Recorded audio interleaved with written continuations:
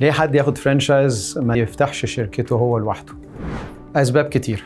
أي حد عنده شركة تسويق عقاري أو بيفكر يفتح شركة تسويق عقاري يسأل مجموعة أسئلة.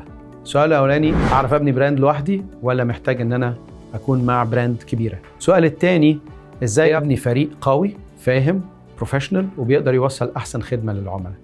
السؤال الثالث، إزاي إن أنا أطور وأنمي الايجنتس دول باستمرار، وإزاي أضمن إن الناس دي تكون منتجة عندي في الشركة؟ السؤال الرابع، أبني تكنولوجي بلاتفورمز إزاي؟ CRM سيستم، ديزاين تولز، ماركتينج تولز، إزاي أبني تكنولوجي بلاتفورمز تقوي الإنتاجية بتاعة الايجنتس بتوعي وتخليني أنا أعرف أدير البيزنس بتاعي أحسن. السؤال الخامس، إزاي أنا النهاردة أقدر أبني بيزنس مش معتمد عليا أنا شخصياً، إن أنا كصاحب شركة ما بقاش قاعد بوري العملاء شقق وفلل وحاجات زي كده وداخل جوه البيزنس بنفسي، مش إن أنا عندي فريق عمل بيدور المنظومة معايا ولصالحي كصاحب شركة.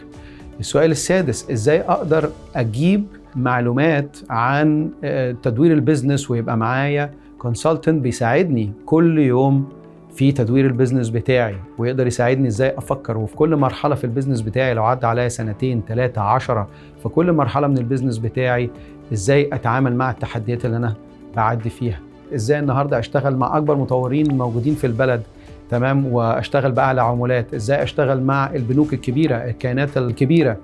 لو انا النهارده عندي اجابات لكل الحاجات دي وانا لوحدي من غير اي علامه تجاريه كبيره ومن غير سبورت براند كبيره، يبقى ممكن اشتغل لوحدي.